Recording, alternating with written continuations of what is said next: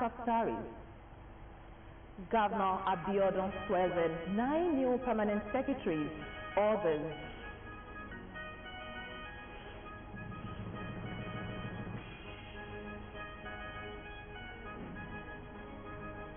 Federal government to scrap HND dichotomy empowers polytechnics to award degrees.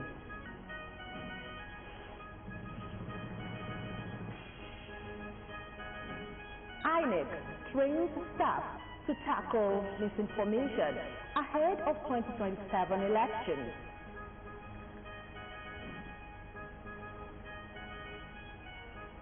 And on the foreign scene, Uganda's military chief gives opposition leader 48 hours to surrender to pleas.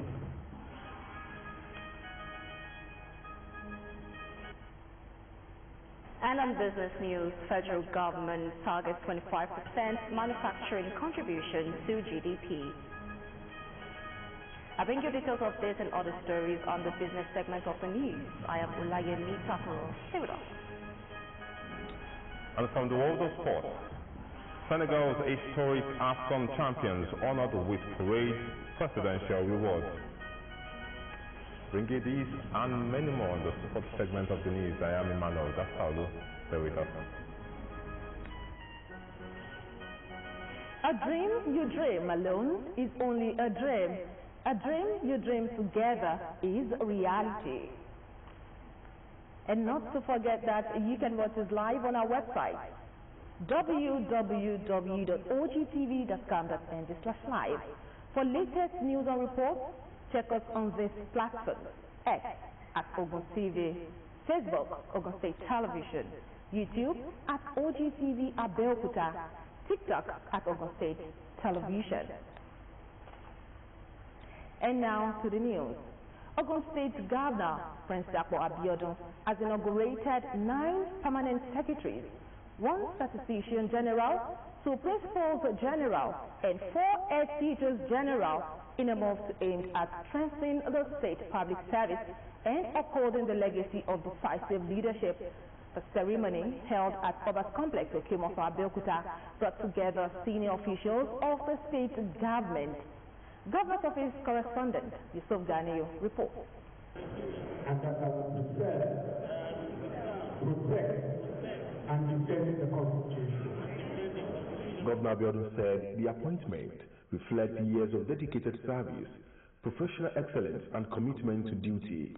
He noted that the event is both symbolic and significant, underlining the administration's determination to strengthen institutional capacity, entrench professionalism, and ensure administrative stability across all ministries, departments, and agencies. Among the appointees is Engineer Kehinde Akintomide, an indigene of Ondo State with over 23 years of service. The governor says its selection demonstrates merit, inclusiveness, and an unbiased process. Let me emphasize that the newly appointed permanent secretaries carefully selected from a pool of directors who successfully completed the Executive Leadership Development Pipeline Program. This is our flagship initiative that we designed to groom senior officers for strategic leadership and high-level administrative responsibility. Governor Abiodun encourages the new appointees, saying his administration, guided by the Building Our Future Together agenda, remains committed to a productive, dynamic, and responsive public service through leadership development, capacity building, and improved welfare. You are now custodians of a legacy that demands courage in decision-making, fidelity to due process, respect for institutional memory, and an unyielding commitment to the public good. The honor bestowed upon you is therefore matched by the weight of responsibility to serve, preserve, strengthen, and advance the values handed to us by those who served before you. He added that the appointees are now the administrative backbone of government and custodians of policy execution. They are expected to uphold professionalism, accountability, and loyalty, foster effective collaboration with political leadership, mentor officers, and ensure policies translate into measurable, sustainable outcomes for the people of the Gateway State. Yusuf Ganilu, OGTV News. Meanwhile, the Ogun State government has continued to receive commendation for its commitment to rewarding diligence, dedication and excellence in public service, a policy seen as critical to building a strong state and an efficient civil service. This commendation came from dignitaries and stakeholders who gathered to witness the swearing-in of newly appointed permanent secretaries, the Statistician General, Principals General, and the Headmaster General at the Obas Complex of Kimoson, Abeokuta. Matthew Showomi reports. Another clear demonstration of the Ogun State government's resolve to strengthen the civil service and reward hard work unfolded as Governor Prince Dapo Abiodun stressed in newly appointed permanent secretaries, the Statistician General, Principals General, and the Headmasters General. The ceremony, witnessed by top government functionaries, labor union leaders, former heads of service, and retired permanent secretaries, provides an opportunity to commend the administration's commitment to workers' welfare while charging serving officers to remain dedicated to efficient and quality service delivery.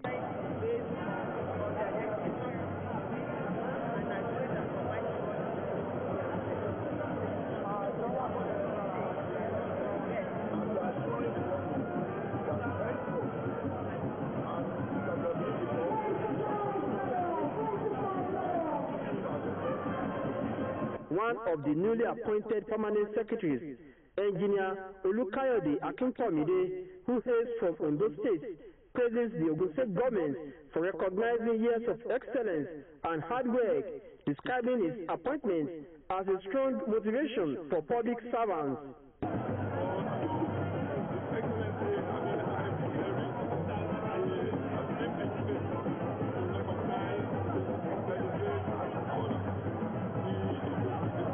Other newly sworn-in officials also pledged total dedication and renewed commitment to the service of Ogun State with assurances to contribute meaningfully to reforms and improvements within the civil service.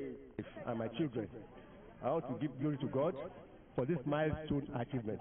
It's been a long way, and I give glory to God Almighty. I will renew my energy, renew my focus, and renew my dedication to serve the state. The appointment offered the new officials another opportunity to contribute their quota to the development of the state as they now serve at the highest level of the civil service.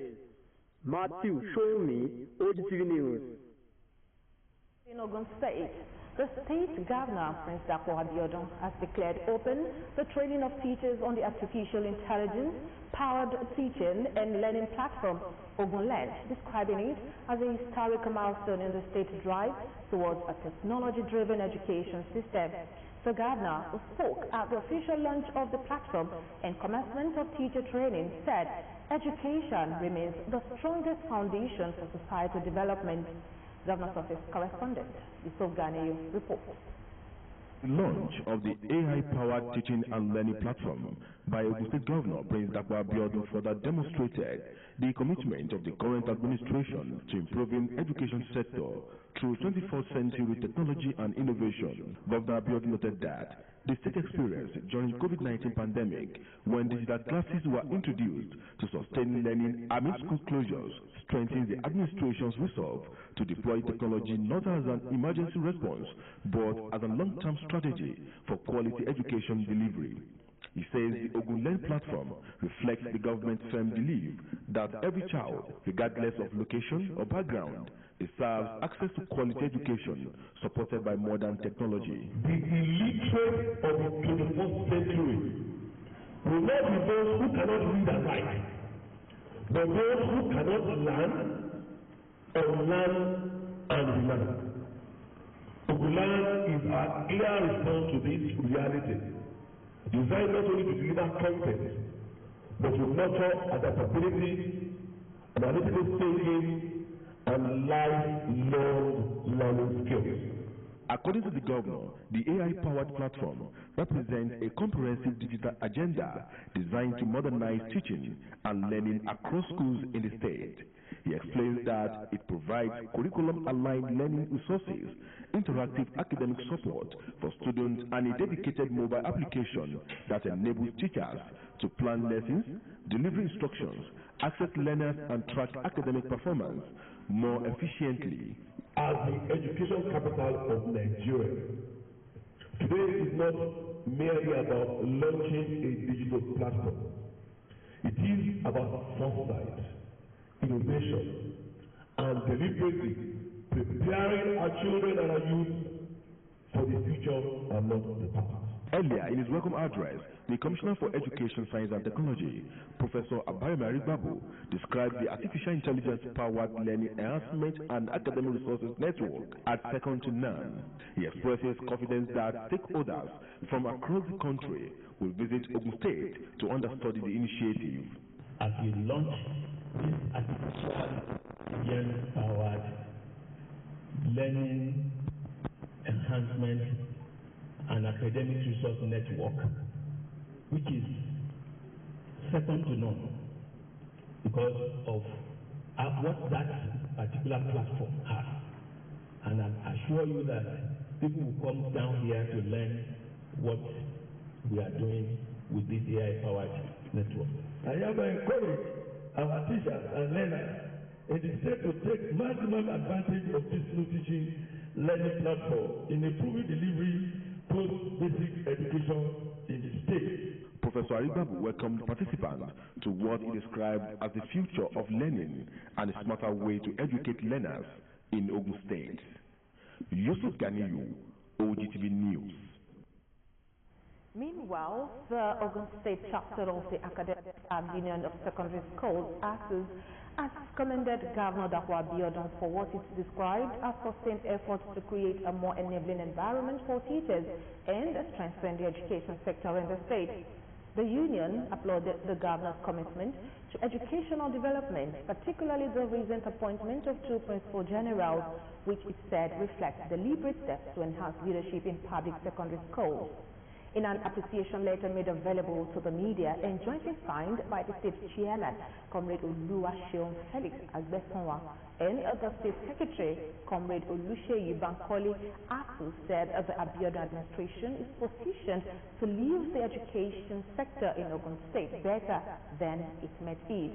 The union congratulated Mr. Matthew Oshilesi, appointed Principal General of Remo Division, and Mr. Yakubu Lamidi, Principal General of Ijebu Division, urging them to justify the confidence reposed in them by serving with dedication and professionalism.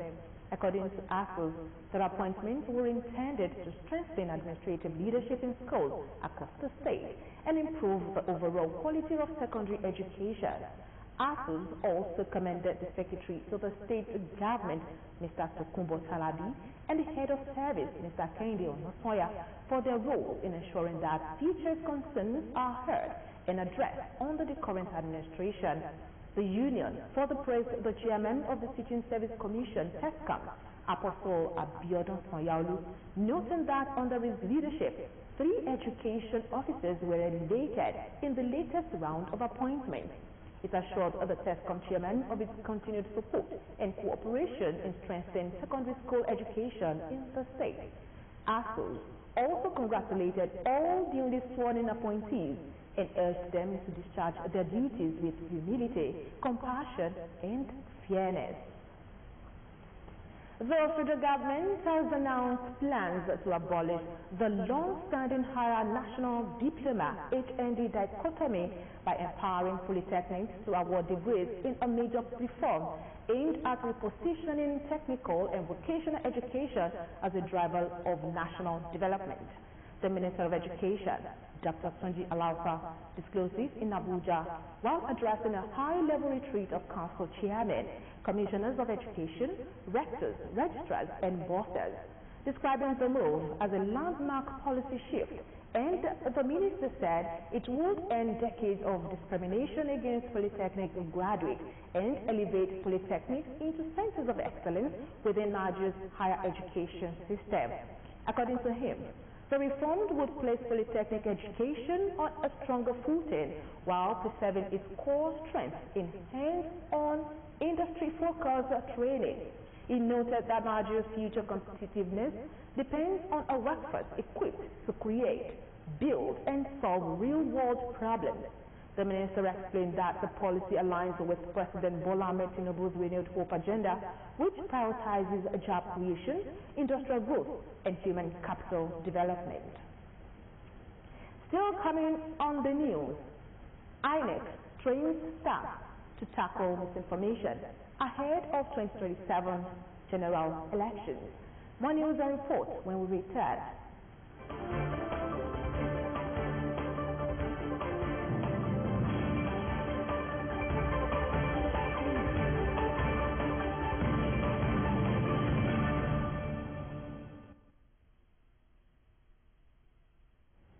Glad to have you on the second segment of the news. The Ogun State government has stressed that the protection of lives and the well-being of residents remains a top priority, particularly in communities facing environmental and public health challenges. This assurance came as the Commissioner for Environment, Olakunle Soya, presented the first phase of findings on lead positioning in Ogijo community, alongside recommendations aimed at mitigating its impact. Elizabeth report. November 2025, a widely circulated video raises concerns over alleged lead poisoning in Ogijo community, prompting the shutdown of some companies involved in used lead acid battery recycling in the area. Following the development, the National Environmental Standards and Regulations Enforcement Agency, NESRIA, the Ogun State Environmental Protection Agency, OGEPA, and the State Ministry of Health, with experts from academia, carry out a comprehensive environmental audit of the affected companies and the Ogijo community. The exercise, supported by the Ogun State Governor, Prince Dapo Abiodun, aims to determine the level of contamination and recommend measures to avert potential at risk. To know how many people are actually having lead in their blood, what we've done, we've taken reports of those people who are likely to be contaminated. And I'm sure we have, I don't know how many we have now, but we're close to about 100 or 200 lists of people who have listed for us to test. Those who are working in a factory and those who are living around the factory. The Southwest Zonal Director of Nigeria, Benio Jack, leads the agency's team during the assessment exercise. I'm aware that Nigeria has signed a protocol with the operators. I want to say this, and I'm sure I am speaking my DG's mind, that that protocol will be reviewed in light of the situation.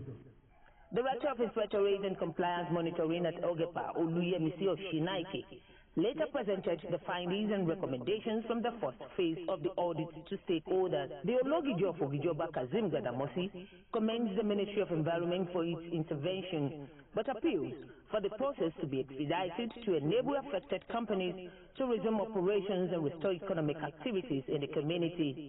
On that basis, our Commissioner Amal Woshe, provided we are able to do the right thing as someplace.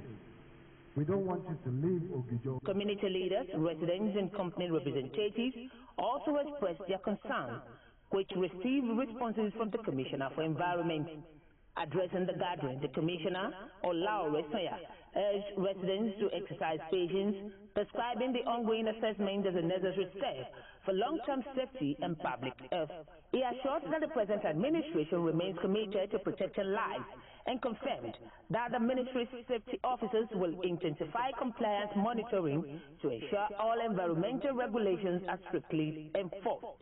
Elizabeth on OGTV News.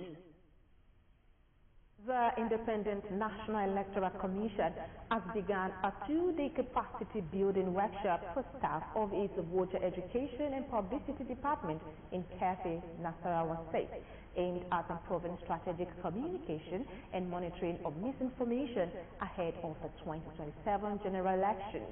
In a statement, Deputy Director of Water Education and Publicity, Mr. Wilfred Ifoga, who represented the Director, Mrs. Victoria Ita Mese, described the training as timely and relevant as the Commission continues the preparations for electoral activities in 2026 and beyond. He added that although the program had been planned before the previous elections, operational demands had delayed it. Ifoga highlighted the challenges posed by emerging technologies and artificial intelligence in the spread of false information. In a related development, INEC has warned the public to disregard a false article circulating online claiming the Commission had released the timetable for the 2027 general elections. INEC described the information as not authentic and should be disregarded in its entirety, stressing that it has not released any official timetable scheduled for activities or date for the 2027 general elections. As some Nigerians turned 18 years of age and others face issues with their permanent voters card, the ongoing continuous voter registration exercise by the Independent National Electoral Commission, INEC, is in full swing. Stakeholders are calling on citizens to actively participate and ensure the success of the exercise. Our reporter, Matthew Shomi, reports. The Independent National Electoral Commission has kicked off the continuous voter registration exercise, the first step in preparing for the next round of elections. Periodic updates of the voters register are a critical part of the electoral guidelines, and with another general election approaching, the importance of the exercise cannot be overstated. It's okay. The whole thing went well. Those who have moved from their area of residence, that is after the last registration exercise, who have relocated, so to say, for them to equally relocate their voting location with INEC. The exercise is taking place in INEC local government offices and is going to run for a period of 75 days.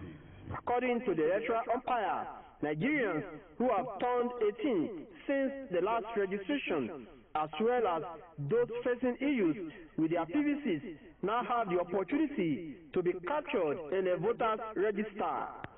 To make the coming election to be all inclusive, that is to ensure that all eligible voters or citizens of the country participate in the election. The machine will be rotated from one ward to another, in addition to having it in the local government offices. Stakeholders have urged that the exercise be used to encourage wider participation in the electoral process, while asking INEC to provide more information and public awareness about the exercise. Those who are coming in to register into our party, they must have voters card, which means people are going there trying to get themselves registered into the INEC register and then come over to us because they need that thing. And INEC has been doing wonderfully well with us in Ogun State. They were there, they were serving people the way we wanted them to serve. Nobody will go there and say, they didn't attend to me. We are always there. As I'm telling you, I've been there this morning to check some people who have been calling me. I took them there. Go. So it's the same thing. We are collaborating with that system. How many, if you look at the last election, even the number of people that got voters card were so little compared to the people in that age bracket. I'm sure it's less than 10% or 15%. If you say Nigerian population is over 120, over 140 million, now age 0 to 16 is about 50%. That will give you about 60 million, of eligible voters in Nigeria. Do we have 60 million votes?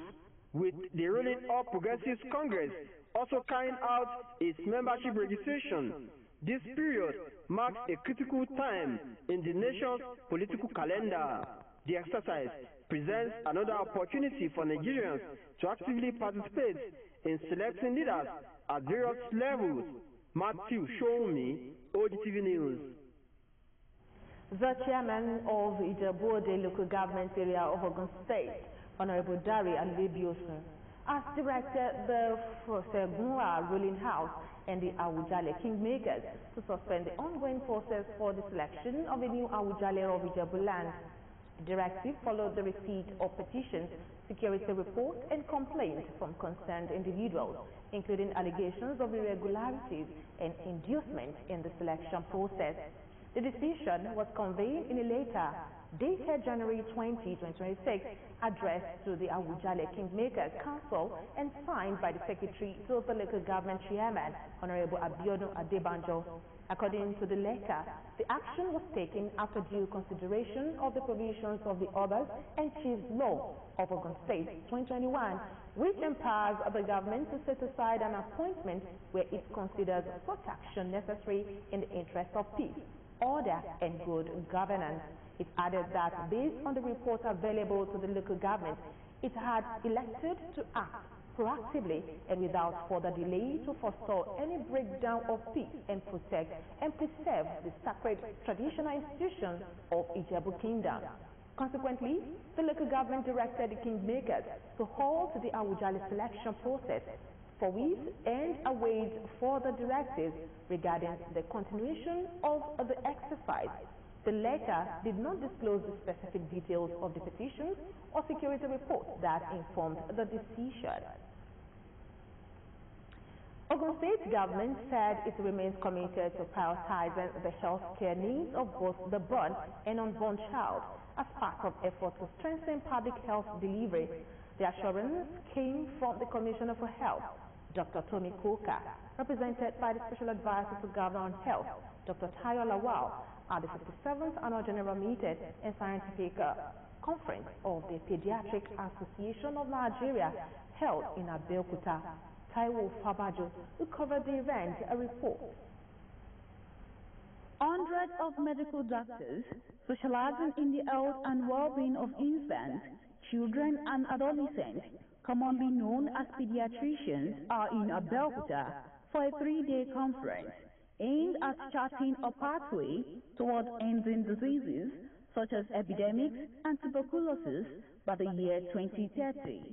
The gathering also drew development partners, researchers from within and outside the country, as well as government officials, to explore digital approaches to achieving universal health coverage in Nigeria.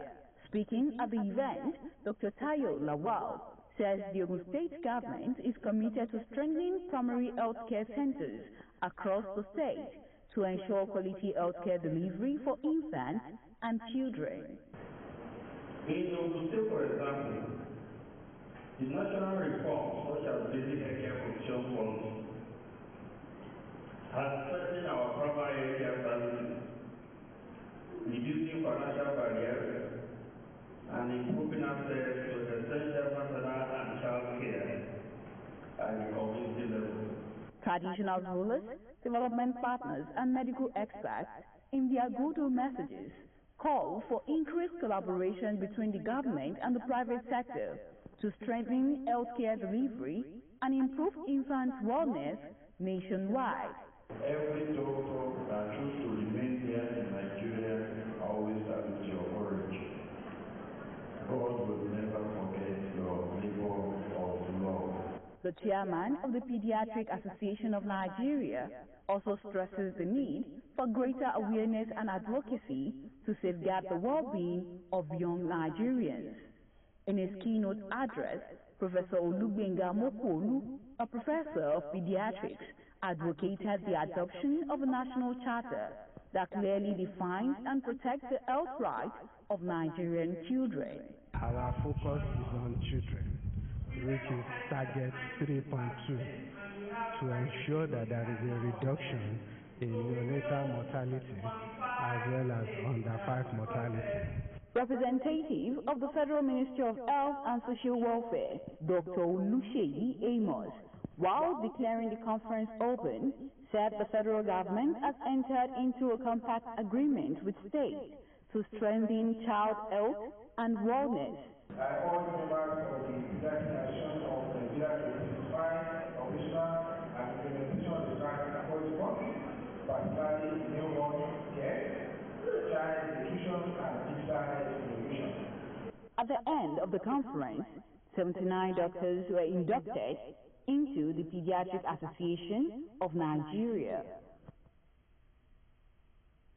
The Director General for National Orientation Agency, Malam Larry Saonilu, has condemned in the strongest possible terms the dangerous, irresponsible, and condemnable act of scooping fuel from a falling tanker as witnessed at the Liverpool Bridge, Apapa area of Lagos State.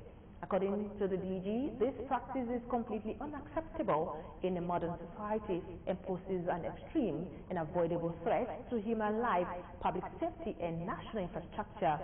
The risks involved are not limited to those directly engaged in the act. The collateral danger to motorists, nearby communities, emergency responders, and critical assets is enormous and far outweighs any perceived or imagined benefit. The Director General stated that this behavior cannot be justified under any circumstances. This is not poverty. What we are witnessing is a conscious, reckless, and criminal disregard for human life and public safety. It records that Nigeria has in the past recorded several tragic incidents across different parts of the country where fuel tanker accidents led to explosions and infernos after people attempted to scoop fuel, resulting in the loss of hundreds of lives. These recurring tragedies are painful reminders that this menace is recurrent, preventable, and must not longer be tolerated. Nigeria's education system remains a critical tool for national development, especially in preparing young people for productive service and responsible citizenship. This forms the source of the call for the renewed engagement of youth through meaningful educational programs aimed at strengthening graduate service delivery and advancing national building. The Grand Chief Imam of Safaudin and Islam Worldwide, Alhaji Sabit Ariyo Olagoke, made this submission at the 2026 edition of the Safaudin Annual Stakeholders Conference and Olagoke Education Foundation Program held at the mission's international headquarters, Wakajaye Iwo Road, Oyo State. Ayodeji Tomori Oluwome reports. Sustaining legacy through the younger generation goes beyond the transfer of wealth. It involves the deliberate transmission of values, traditions, and skills while embracing innovation and modernization to keep such legacies relevant. This approach prioritizes human capital development, empowering young people with knowledge, sound character, and leadership capacity required to thrive in a rapidly changing society. Against this backdrop, Safaudin in Islam, in collaboration with the Center for Religious Cooperation and Tolerance, organizes this annual International Stakeholders Conference, which also marks the grand finale of the Olagoke Education Foundation activity. Education without application is a meaningless activity. The best thing that we can offer is to make sure that we internalize the subject matter of the lecture, subject matter of the discussion, so that at the end of the day, we will not remain the same again. Delivering his lecture on the need to revive Nigeria's education system to curb quackery and insecurity, the Grand Chief Imam of Safaudin in Islam Worldwide, Alhaji Sabit Ariyo Olagoke, calls for massive investment in technical and vocational education. He also advocates the creation of an artisan-friendly environment to enable Nigerians profitably harness the nation's abundant natural resources. Nigeria's educational system must be rich and functional for the youth to be meaningfully engaged and technically professional for ease of graduate service delivery when challenged of the theme of nation building. This is the only way to stop quackery, insecurity, and terrorism. Participants at the event commend the initiative describing it as timely and impactful, particularly for its focus on youth empowerment and national development. What we have presently in Nigeria is a situation of joblessness for our graduates, and that is pointing to the fact that our educational system needs to be adjusted. Our young people are academically credentialed but professionally unready. Our youth are energetic but economically excluded. Our youth are spiritually aware but socially disconnected from opportunity. The lecture touched the areas that are degrading in the country and in the state. It touched as well the things the youth need to do to be what they want to become. Highlights of the program included the presentation of prizes to winners of the Olagoke Education Foundation quizzes in the junior and senior secondary school categories. Ayodeji Tomori Olumumi, OGTV News. Olayemi is standing by for business news.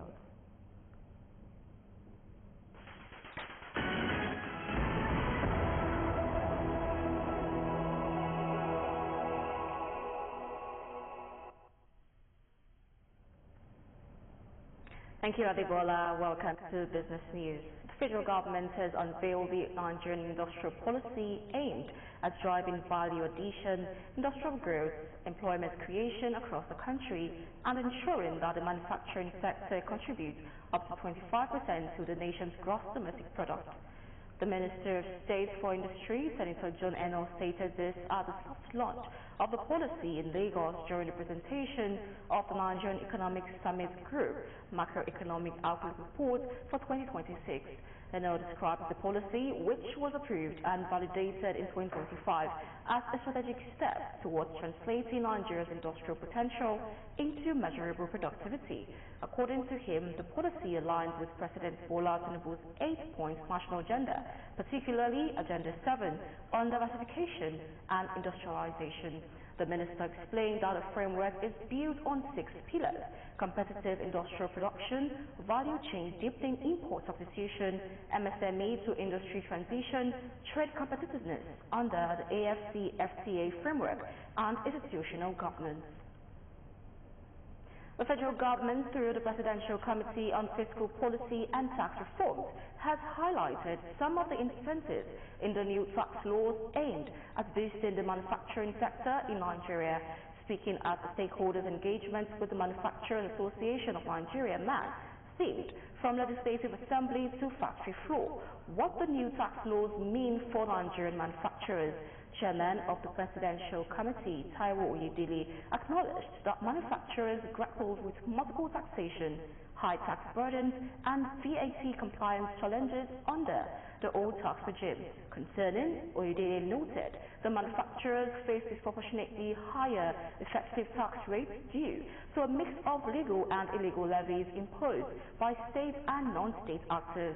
He said the tax reforms were designed to make Nigeria's tax system fairer and simpler, particularly for productive sectors such as manufacturing, to make them more competitive both domestically and globally. Local refineries and gas processing plants led by the Dangote Petroleum Refinery and NLNG Limited supplied 87% of Nigeria's domestically refined petroleum gas, also known as cooking gas, in 2025, significantly reducing the country's dependence on imports. Findings by newsmen showed that the sharp rise in domestic supplies marked a major shift from 2023, when imported cooking gas accounted for about 47% of total consumption. The improvement has been driven largely by the coming on stream of the Dangote Petroleum Refinery, increased LPG output from NLNG, and contributions from other local plants. Data from the Nigerian Midstream and Downstream Petroleum Regulatory Authority indicated that a total of 52,900 metric tons of cooking gas was supplied to the domestic market in 2025. Of this volume, 45,800 metric tons, representing 87%, were sourced locally, while only 7,100 metric tons, or 13%, came from imports. Nigeria produced a total of about 554.4 million barrels of crude oil and condensate in 2025. This was contained in the Nigerian Upstream Petroleum Regulatory Commission document titled Crude Oil and Condensate Production 2025.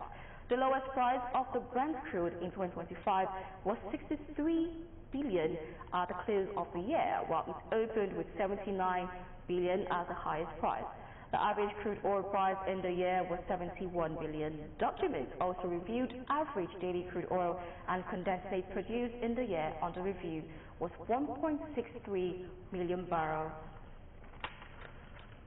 The Nigerian Communications Commission (NCC) has licensed 2 additional global satellite internet service providers, with SAT1 and SAT-LEO services, as part of efforts to strengthen satellite internet connectivity and boost competition in Africa's largest telecom market. The 7-year licenses, effective from February 28, 2026 to February 28, 2033, are designed to expand satellite broadband services and bring Nigeria in line with global best practices, with more than 23 million Nigerians living in unserved or underserved areas and mobile broadband penetration standing at just 50.58% as of November 2025. The permit underscores the limitations of terrestrial networks in reaching rural and hard-to-access communities. And that ends business news. Many thanks for watching.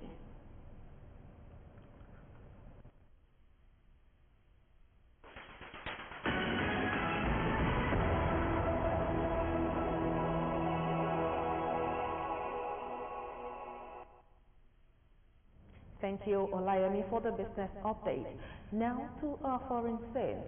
Uganda's military chief has given opposition leader Bobby Wine 48 hours to surrender to police following last week's disputed presidential election.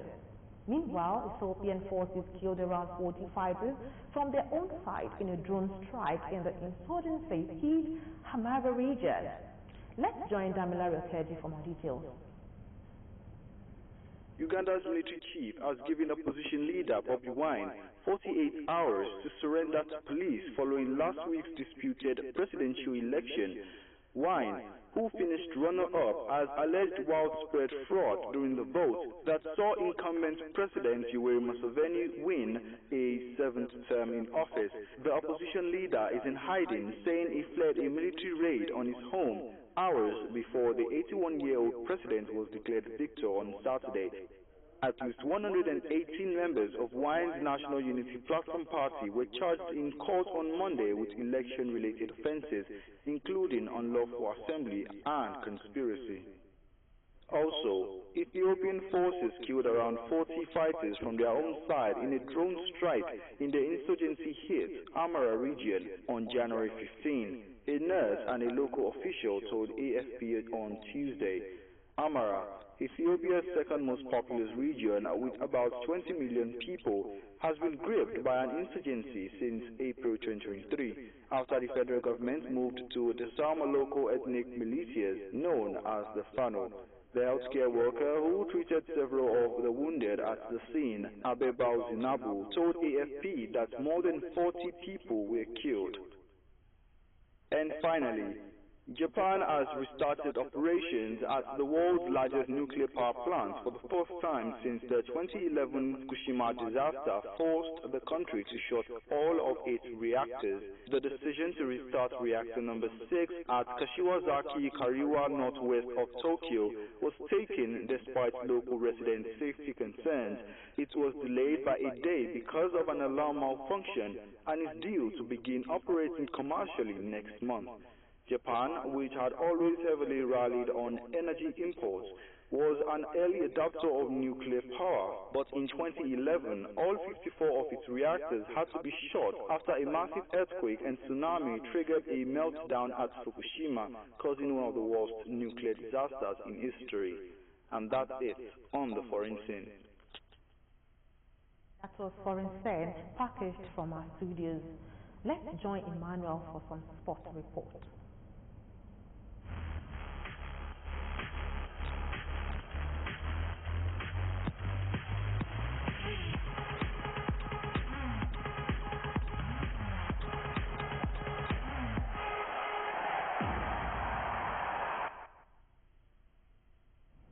You're welcome to Sport Update.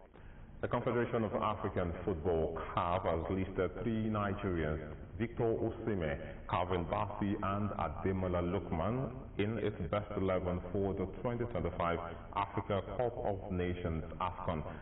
CAF released the list dominated by Nigerians, Senegalese and Moroccans on Wednesday morning, about 3 days after the tournament. Osimhen featured in 6 games for the Super Eagles as the 3-time African champions, won bronze in Morocco. The Galatasaray forward scored 4 goals in the competition. His compatriot and Atalanta winger Lookman had the most goals involvement at the AFCON, netting 3 and providing 4 assists. There were 4 players each from the Teranga Lions of Senegal and the Atlas Lions of Morocco. Meanwhile, Senegal's president congratulated the Lions of Teranga for their historic victory in the Africa Cup of Nations final against Morocco after tens of thousands of football fans crowded the streets of Dakar for a celebratory homecoming parade. The players and coaches brandished their trophy from an open-top bus for more than 7 hours as they inched their way across the capital and passed immense mobs of fans, finally reaching the presidential palace at dusk. In a ceremony on the grounds, President Diomaye Faye said the players had demonstrated exceptional fighting spirit, extraordinary resilience and an iron will. The president additionally awarded each player $134,000 as well as a parcel of land along Senegal's sought-after petite court. Away from that, in Europe, Pep Guardiola says Manchester City have a feeling that everything is going wrong as a called on his fragile players to change the dynamic quick after the shock Champions League defeat at Bordeaux Glimt. Manchester City missing a host of players had Rodri sent off as the were stunned by the Norwegians in the Champions League on Tuesday, a result that piled on the misery after a downturn in domestic results. City's Premier League title hopes have taken a hit after a run of 4 games without a win, a sequence that includes Saturday's demoralizing derby loss at Manchester United. Well, that was Sport Update. Many thanks. Yeah, it's a tough period right now in terms of results, and everything is against a little bit, and yeah, we have to move forward. Thinking next one as we have to do, you know, and we're having a period especially because we have a lot of absence, and that is what we have to do. Well, that was Sport Update for tonight. Many thanks for watching us. Back to Adebola.